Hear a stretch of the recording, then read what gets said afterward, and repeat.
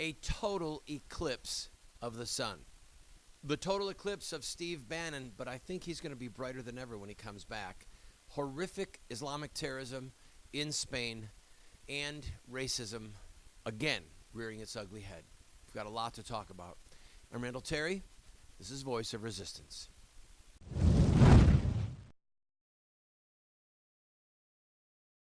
Welcome, friend. I hope that you're having a good summer. When another Islamic terrorist attack strikes, the talking points come out. If you watch any other networks besides this one, or if you listen to any radio, there are a stable of specialists, talking heads. And then, of course, there's the hosts, whether you're watching Fox, CNN, MSNBC, or the major networks. There's a stable of hosts who literally pull out their talking points. They've saved them on a computer, okay? And then they have their favorite go-to people. And their favorite go-to people include those that say Islam is a religion of peace, that ISIS and other Islamic terrorists have hijacked the peaceful religion of Islam.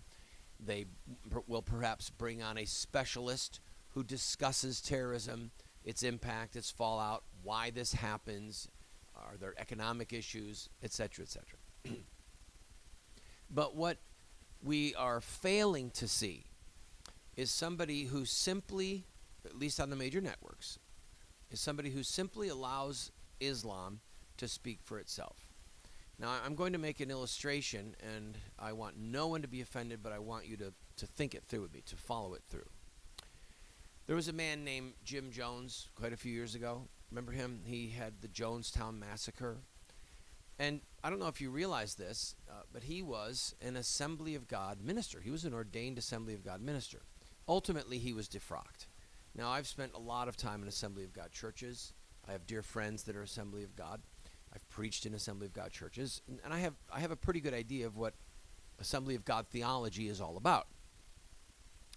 Now, if someone in the Assemblies of God wanted to let the world know what the Assemblies of God was all about, do you think that they would be happy, or do you think that it would be credible if somebody went to Jim Jones to define what the Assemblies of God was all about? I don't think so. I think it'd be atrocious. Or let's take a more negative illustration. Let's talk about Karl Marx and Marxism and the 10 Commandments, or rather the 10 points and the 10 demands of the Communist Manifesto.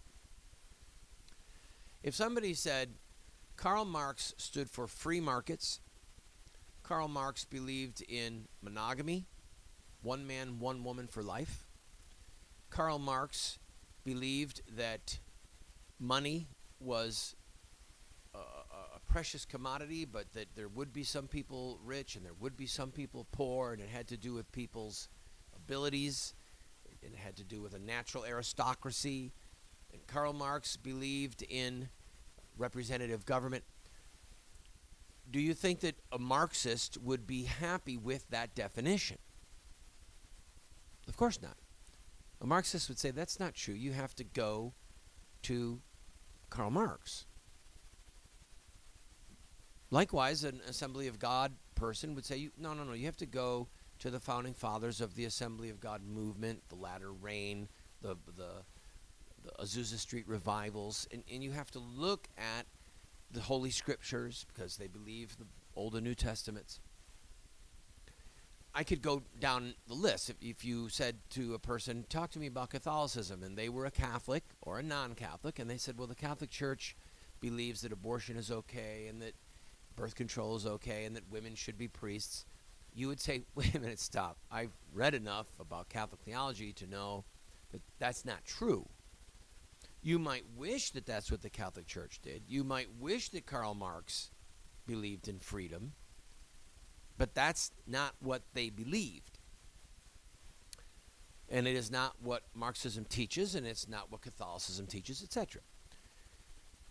But in the issue of Islamic terrorism, we have what I would call intellectual dishonesty and a scholastic barrenness, where people just don't want to study Islam. and let Islam speak for itself. And Islam speaking for itself means that you have to go to Muhammad and to the founders, his companions, and to the first generation of Muslims. You have to go to the Quran, you have to go to the Hadith, and you have to go to Sharia law.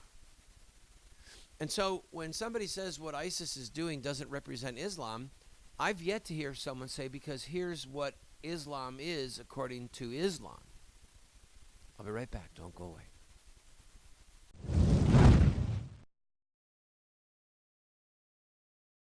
Today, many so-called Christian intellectuals believe that the God of evolution used billions of years of death and destruction to evolve the bodies of the first human beings. Then, they simply declare the theory of evolution as fact to justify their unproven scientific fallacies. By the grace of God, more and more Catholics are rejecting this modern-day mythology in favor of the traditional doctrine of creation, as recorded by the Bible and believed and taught by all the fathers and doctors of the church. To find out how sound theology and natural science confirm the sacred history of Genesis, visit the Colby Center for the Study of Creation, and be sure to check out our bookstore, which has titles like I Have Spoken to You from Heaven, A Catholic Defense of Creation in 6 Days, and A Catholic Assessment of Evolutionary Theory. That's the Colby Center for the Study of Creation.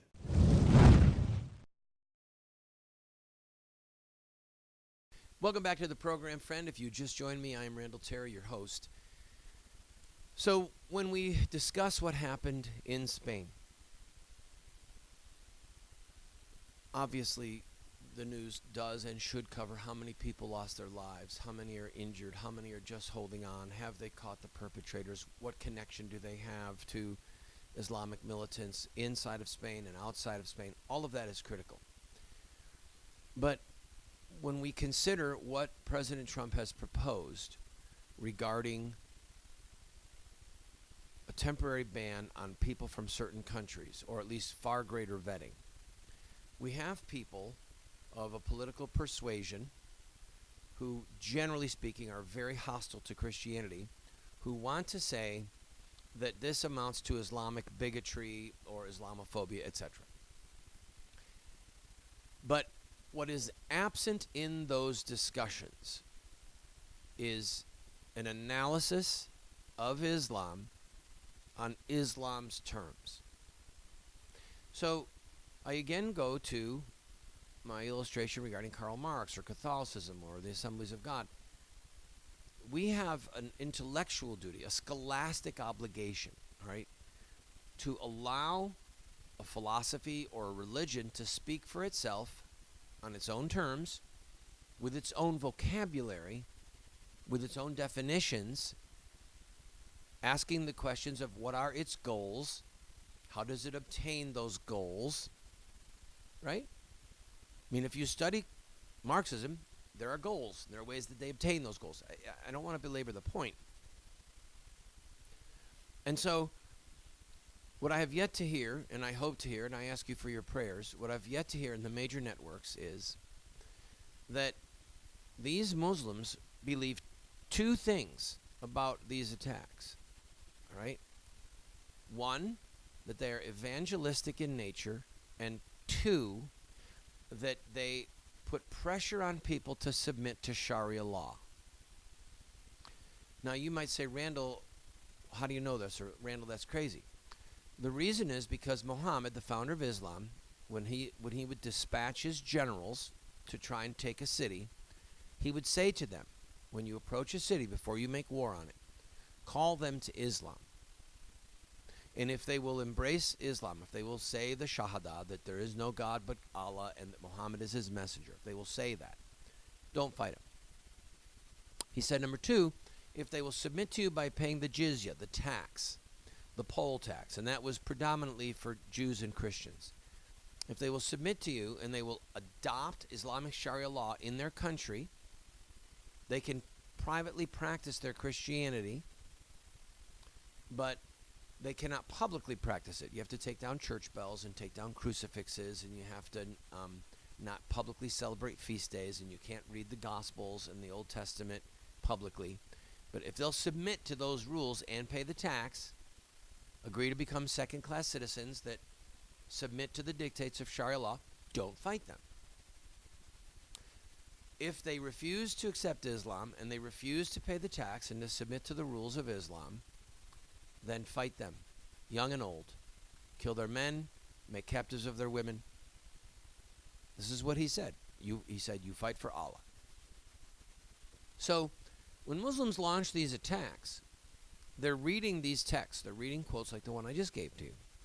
And they're praying that God will use the terror of the attack to wake people up and to say, oh, Muhammad really is the prophet of God. I need to become a Muslim. Or, oh, Sharia law is really good, or at least it's more just than what we have, and we need to submit to it and agree to the terms of Sharia law. That's actually what they believe. If you read Dabiq, which is the magazine that ISIS puts out, it's available online. You can read it. You will see that what I'm telling you is true. They are quoting Muhammad. They are quoting the first generation of Muslims. They are quoting the Hadith. They're quoting the Quran. They're looking at Sharia law. And they are living out the first generation of Islam. They're living out that narrative. They are following that narrative. They are reading the primary sources, the foundational sources, and then they're imitating them and obeying them. In other words, what we're dealing with in Spain is, in fact, an accurate representation of Islam. I've got to take a break. When we come back, Steve Bannon, back in the private sector. Will he be a greater force for righteousness? Don't go away.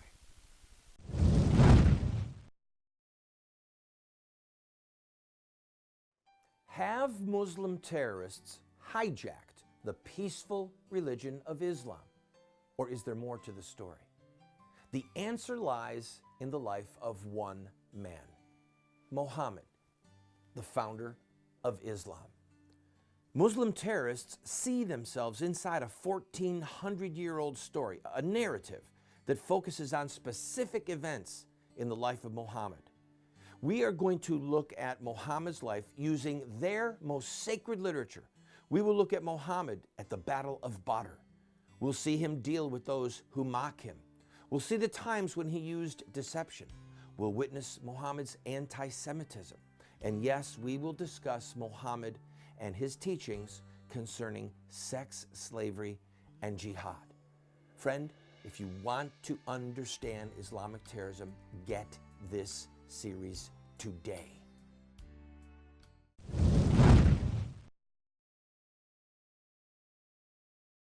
Steve Bannon.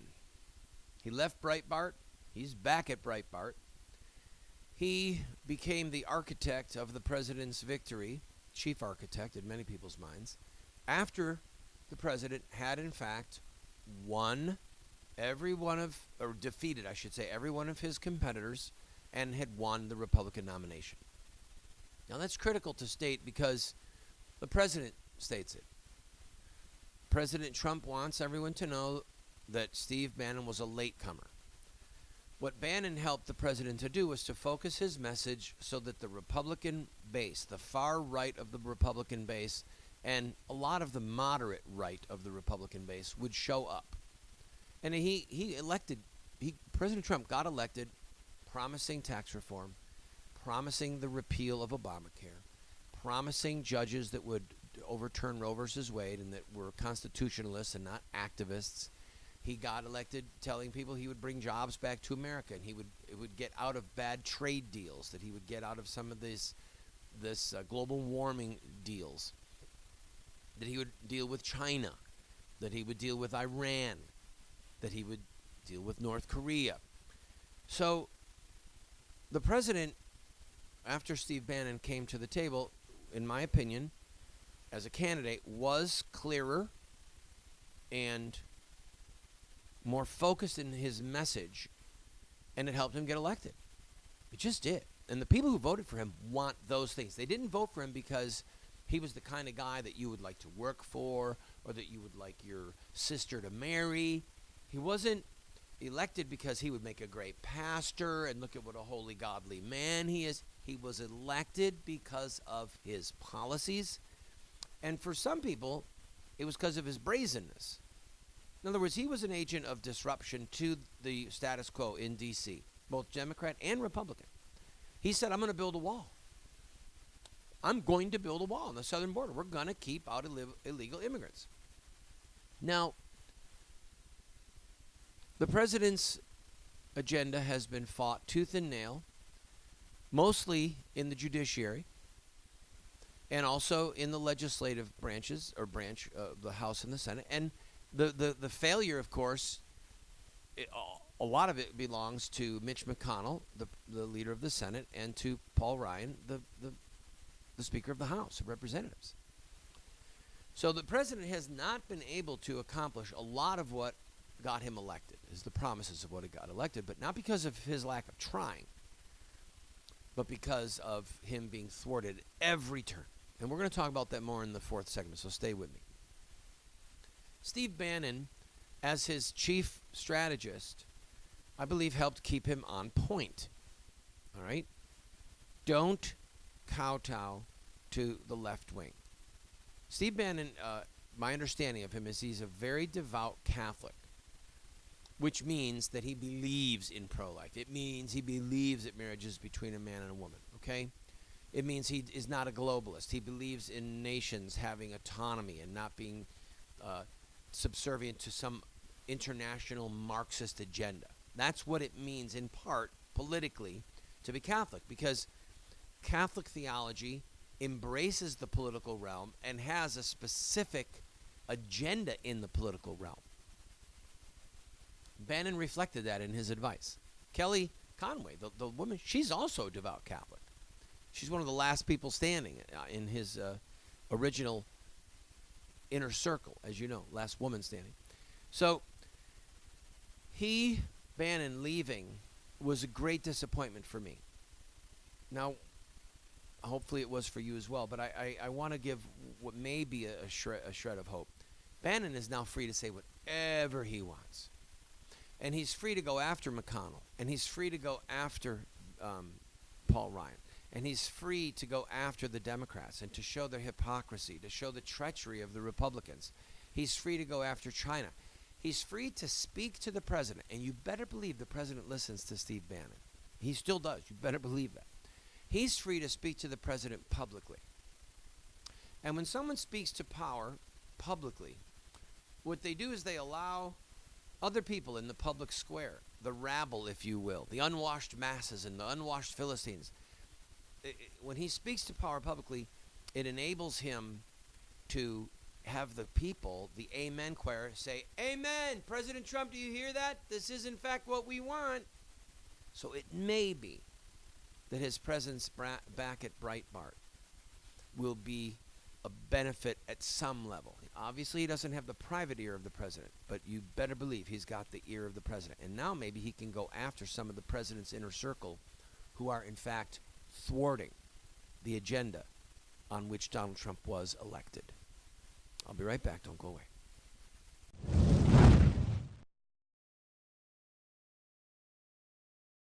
What Would Mohammed Do? Islamic Terrorism Explained is the best movie series documentary ever produced on the life of Muhammad and Islam. How do I know? Because it's what critics are saying. John Moore, radio host and author, said, I learned more from What Would Mohammed Do about Islam and Islamic terrorism than I've learned from everything I ever read and watched in my entire life. Best-selling author Dr. Bill Warner said, What Would Mohammed Do is the best movie series, TV production on the life of Muhammad and Islamic terrorism that has ever been produced. Friends, this is what the experts are saying. No one has ever done what we've done. I encourage you to get 1, 2, 4 copies. Call 304-289-3700. That's 304-289-3700, or order it at the address or the website that you see on the screen. Friend, we have a series that will help you and those you love to have an impact on this country. It's called Insurrecta Nex. That's Latin for revolution against the killing of innocent people.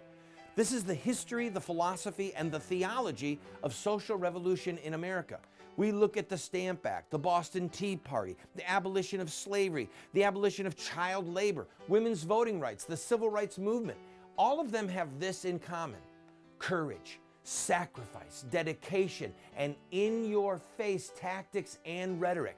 That's one of the reasons that we've been losing the culture wars the last 40 years, is because the bad guys are using these tactics and we aren't. We will send you this 14-part TV series along with these manuals for students, a teacher's facilitator guide for only $40. Go to 304-289-3700, 304-289-3700.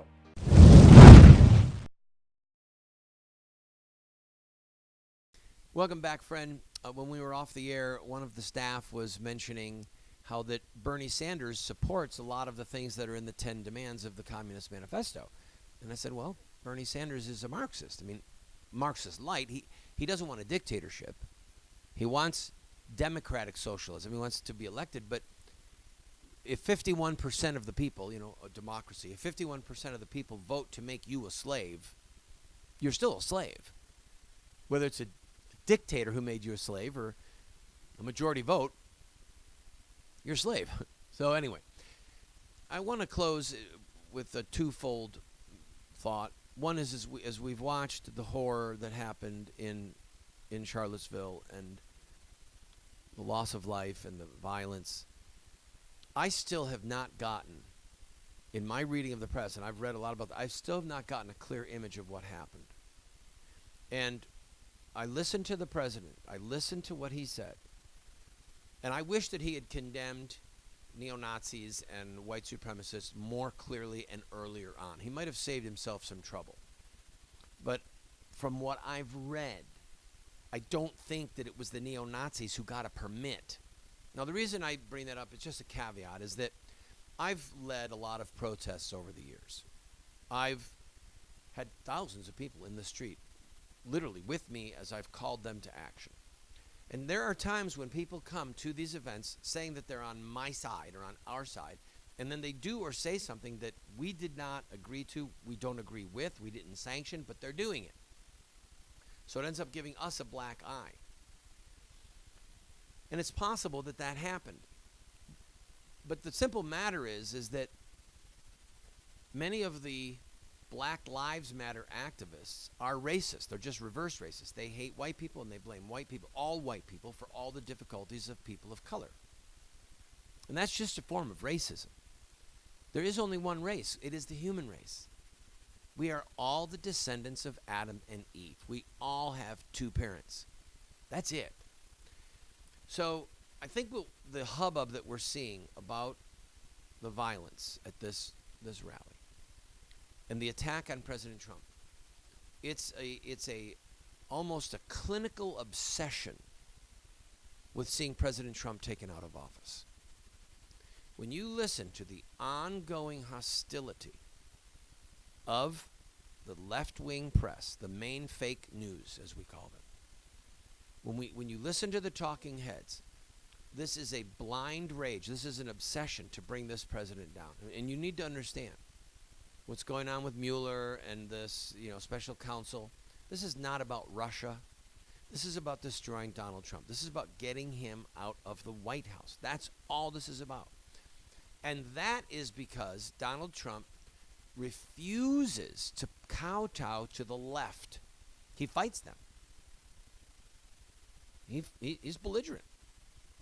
Whether it comes to his Supreme Court picks or the ban on travel from certain Muslim nations or the problems that we have with China or you name it. President Trump doesn't even try to nuance what he says when it comes to attacking CNN, main fake news. Okay? And that's why they hate him. That's why they are obsessed with destroying this presidency. Now, tragically, Steve Bannon said that this presidency is over.